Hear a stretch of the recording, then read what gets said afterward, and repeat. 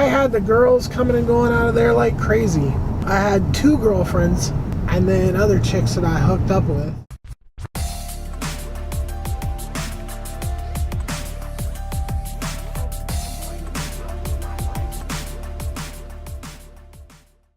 From when I was about 15, I think.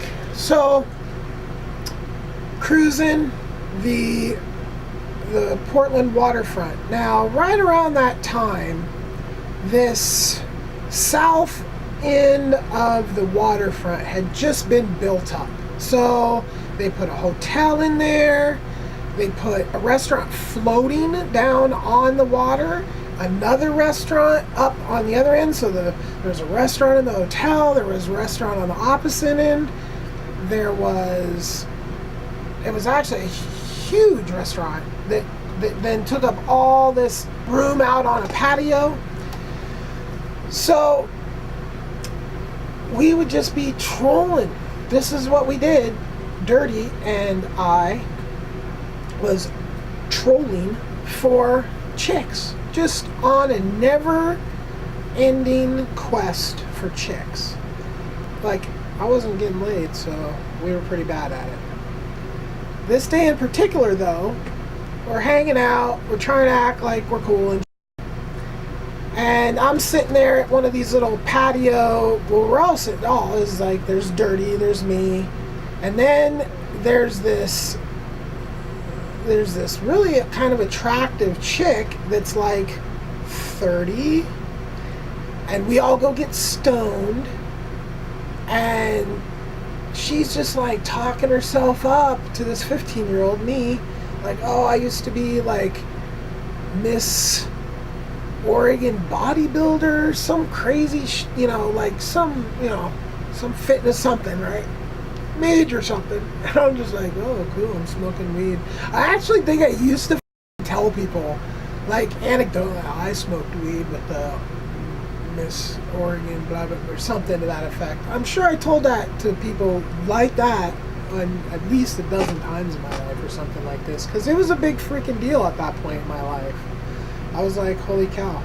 We're sitting at this just sidewalk cafe kind of thing down in this area, and there's shops and all, and we're there, and Doug's drinking, she's drinking, and there's this waiter. He's a black dude, and I'm like, yeah, I'll just take a Coke. The ex-bodybuilder chick goes, put some booze in it.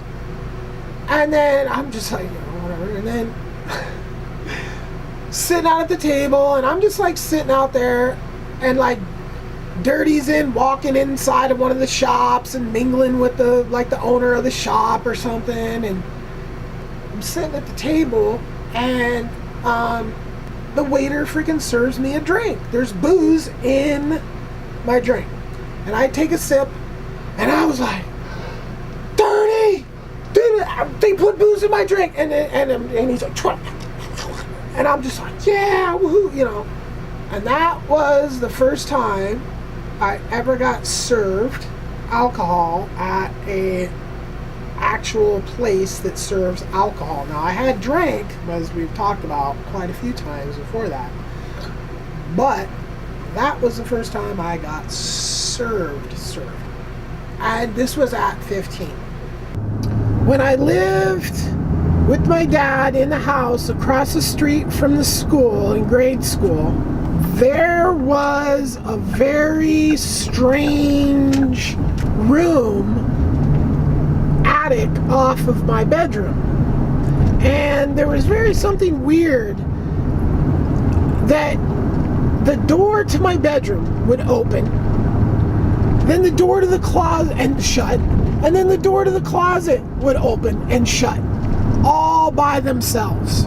Okay? Like something was coming in and out of the bedroom and going into the closet and into the creepy attic thing. And this happened on more than one occasion. That house just always had a really, really creepy feel to it. But honestly, other than doors opening and closing and weird feelings, there was some weird stuff like thrown into the the attic. Like, it was like a closet, and it had like a little entry port that you could open up and go into the attic. A little attic for one part of the house. And there were some things thrown in there. I climbed in there, and it was just really weird. Really strange feeling. Yeah, I honestly don't know anything about the house's history or anything like that, but I was pretty sure it was like a ghost or something to this effect when I was a kid. In high school, I don't think I got into any fights that I can remember in high school. At high school. Junior high, grade school, high school, I don't remember any. Except in the tournaments in the karate class. I'm being picked on by that guy at the karate class. But it wasn't like fights, you know, it was just being bullied. Fights where you actually... In the 90s were very freaking violent. Although this was the 80s. And it was warming up to it, but it hadn't really fully started down the road. My dad was always like literally egging me on to fight. Go beat him up or whatever. And I hadn't lived with him for years now at that point, into high school, so fighting. I mean, there was that one time we had all the cars loaded up with all kinds of weapons and stuff, but we never actually did anything, which is a good thing. Way too many fights. For some reason, when I went through a big remembering phase about 20 years ago right now, I had counted up what at the time it was like 120 fights or something in my life. And now I'm having a hard time remembering that many. I left off, I think the last story I was telling was about the Mastercraft story.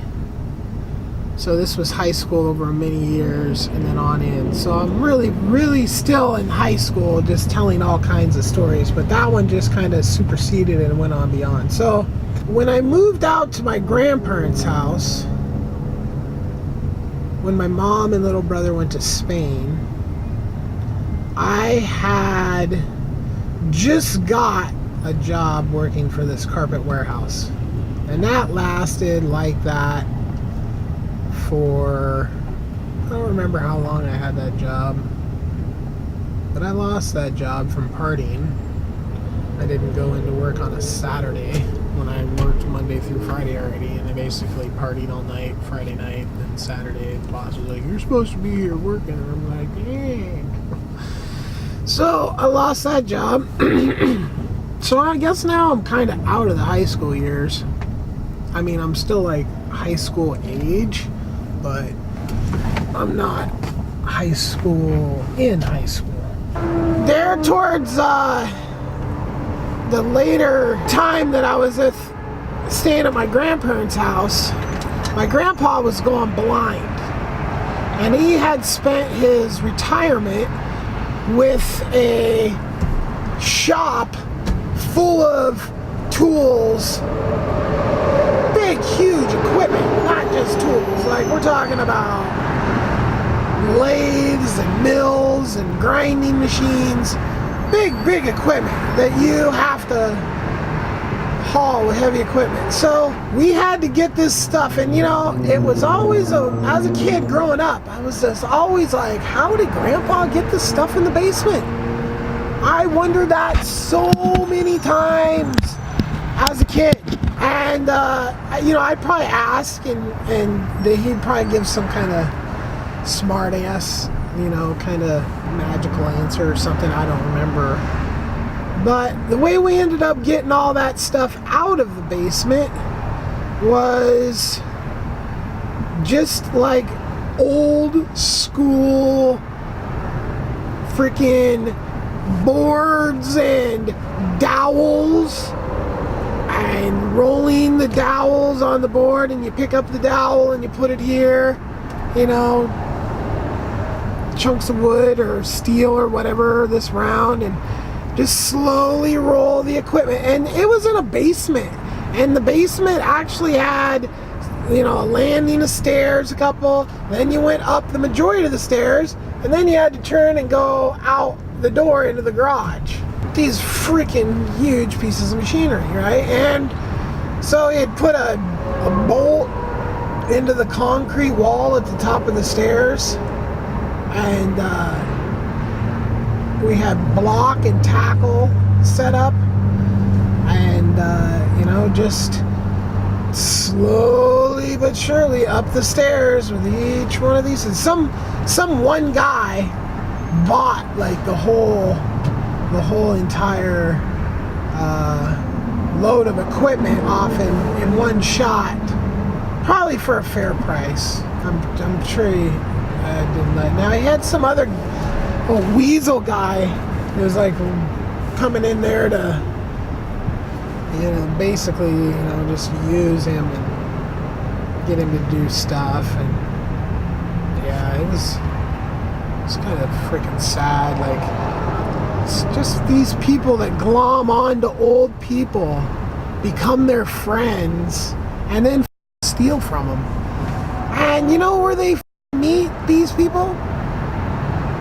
Church. Yeah. My grandparents were good people, obviously, and they were in the church, but this straight up predator dude was, and I honestly don't even know, because like, I lived at my grandparents' house, and then my little brother lived there, and then my cousins each lived there. It's like all the grandchildren took a turn living with the grandparents. I lived with them out of necessity. My little brother lived with them out of necessity. But my cousins, I believe they lived with them, like they were there taking care of my grandparents. My little brother went into the military. I was off on, that's a later story, but anyway, I was out of town. And when my cousins were living with my grandparents, and I know this guy that was ripping off. I mean, I went over to his house. He used to have wolf dogs, or maybe just straight up wolves, and his wife was kind of cute. He was a gearhead type of dude, and he was always working on, was it boats or something like this, like high power boats or something. Yeah, so the guy was like around for years, you know, probably was just always just kind of setting up his little scam or whatever it was. And you know, my grandparents never straight up told me what the situation was with him, but my grandma was like, you know, his name was Tim. I could name this dude. I mean, what does it matter? Some friend of my grandparents named Tim that was ripping him off. Hey Tim, if you're watching this video, go yourself, you piece. So yeah, this slime ball, I don't know what it was he actually did. You know, it might have been borrowing money, or it might have been like, you know, just constantly having my grandpa work for him. Not quite sure. But my grandpa's life, it kind of ended up like, I don't know, it just doesn't seem like a good way. Like, I think he had dementia and blindness, for sure about, yeah, he did not think. And then he died, he had like 2 bladders or something.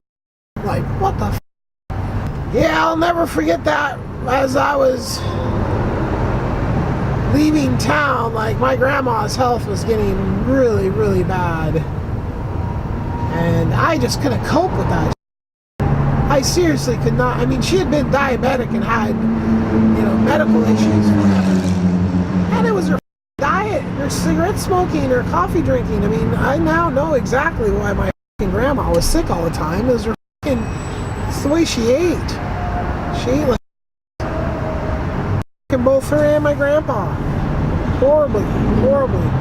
That nuclear 50s diet, you know, nuclear family, whatever they call that, where, yeah, TV dinners and just garbage.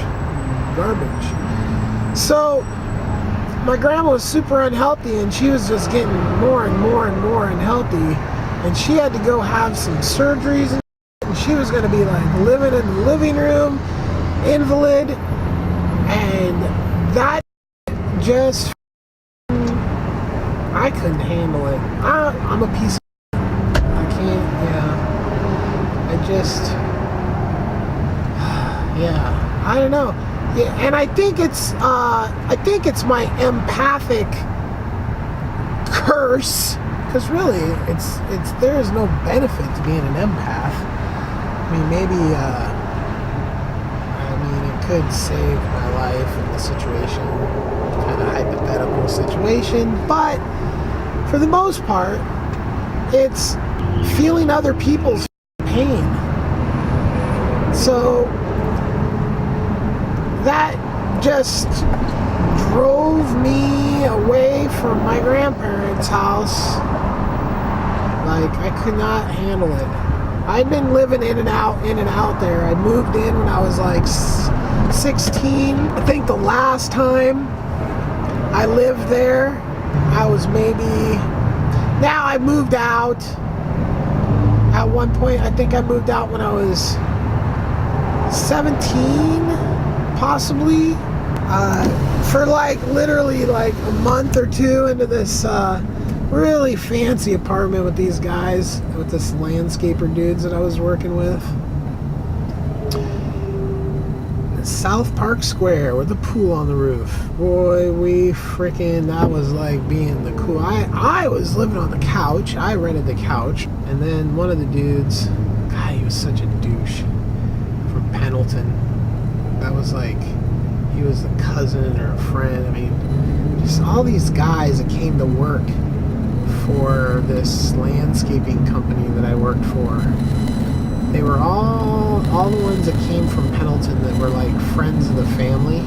Entitled cowboys. Rich boy cowboys. I mean, talk about anybody that's entitled, but level of douchery that cowboy entitlement brings is legendary. Yeah, talk about snowflakes. I mean, really, these guys, man, whiny little. And you know, they got their chewing tobacco in their mouth, and they got their boots on, and they got their haircuts, and they got their booty jeans, the Wrangler booty jeans. and they just cry and cry. And from Pendleton, Oregon, you know, I can't speak about any other rich cowboys, children style, but man, these guys were something else. So that didn't last long. I mean, we were like playing drums on the balcony. Might have peed off of the balcony on more than one occasion. I stay very hydrated though, so in my defense. Then I lived with my grandparents for a while longer, and then I got an apartment with Stoggs in Clackamas. And it was a brand new apartment building, and we got into this 2-bedroom, and we had a job right down the street landscaping, and we were making money and in good shape, and boy, I had the girls coming and going out of there like crazy. I had 2 girlfriends, and then other chicks that I hooked up with in that place. And I think I ended up moving back in with my grandparents again after that place. I'm pretty sure it fell apart. And then I moved in with a girlfriend God, I can't even honestly remember if I moved in yet again, like at a really older age, like 20, like after my girlfriend of like 3 years when we broke up. Everything kind of crumbled, and I might have actually lived at my grandparents' there for a hot second. Yeah, I think I might have. 22 maybe? Yeah, I think I did for a few months in the summer now that I'm thinking about it.